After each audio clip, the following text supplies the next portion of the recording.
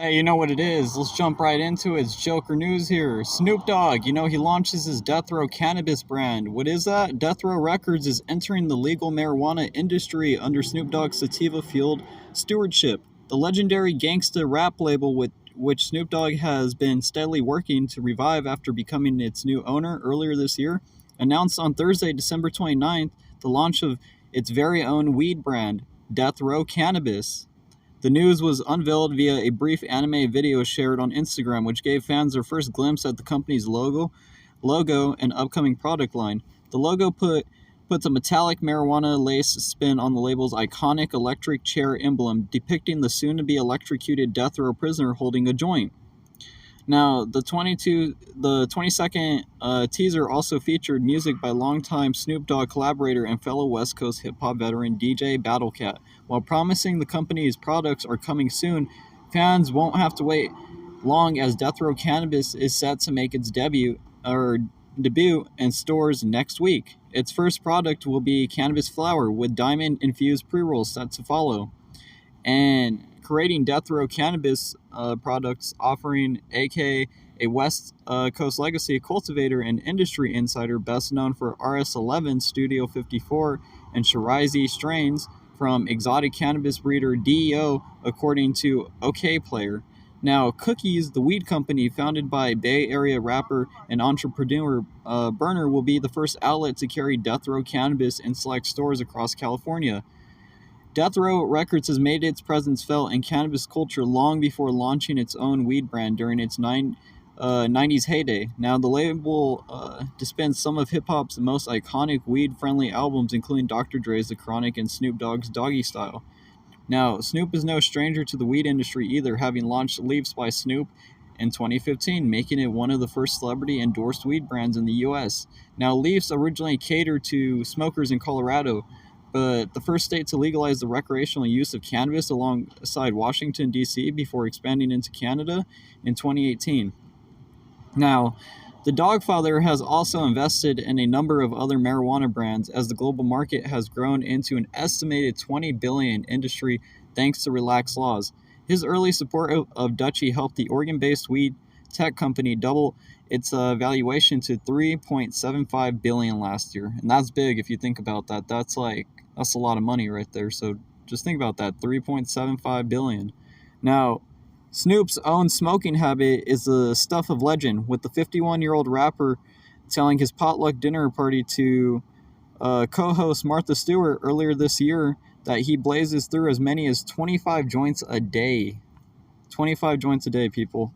Now, but the seasoned smoker has been outsmoked by at least one other celebrity. Can you guys guess who?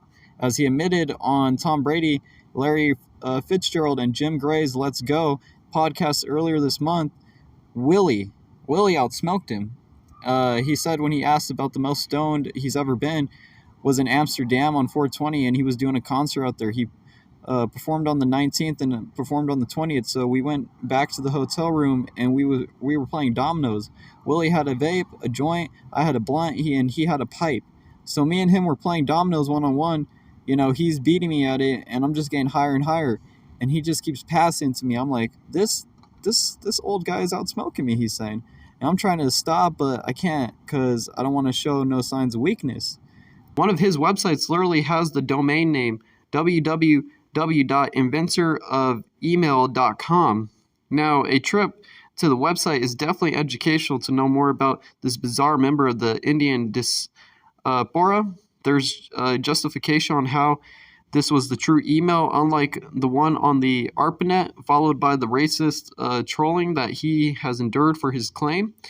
Now, a screenshot taken from inventorofemail.com, surprisingly, even America's most popular intellectual Noam Chomsky came to his defense in a 2012 lecture. To quote Chomsky, the efforts to belittle the innovation of a 14-year-old child should lead to reflection on the larger story of how power is gained, maintained, and expanded, and the need to encourage, not undermine, the capacities for creative inquiry that are widely shared and could flourish if recognized and given the support they deserve.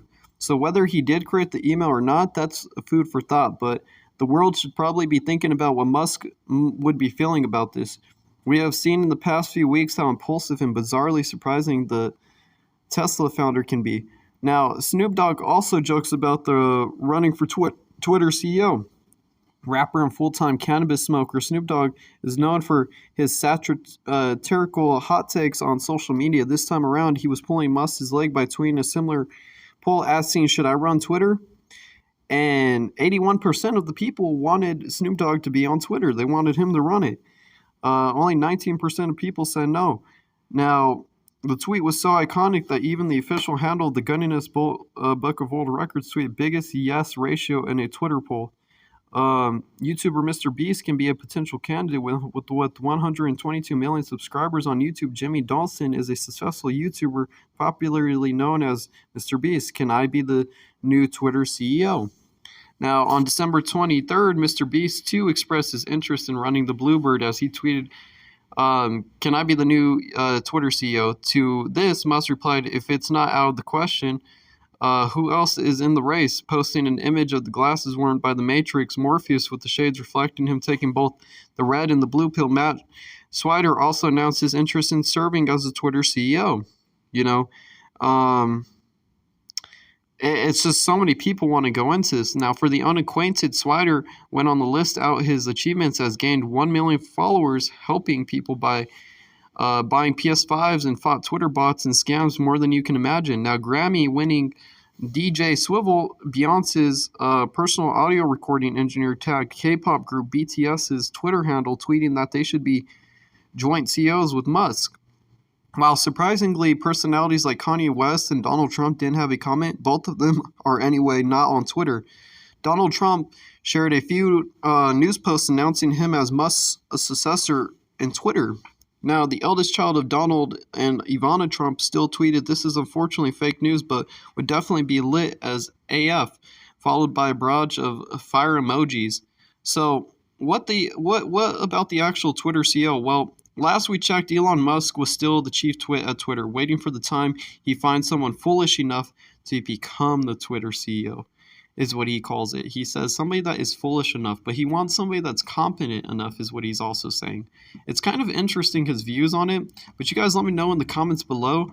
This is just some interesting news that's just about to spiral out of control and just get even more, like, crazier. But hey, hit that like and subscribe. Thanks for watching.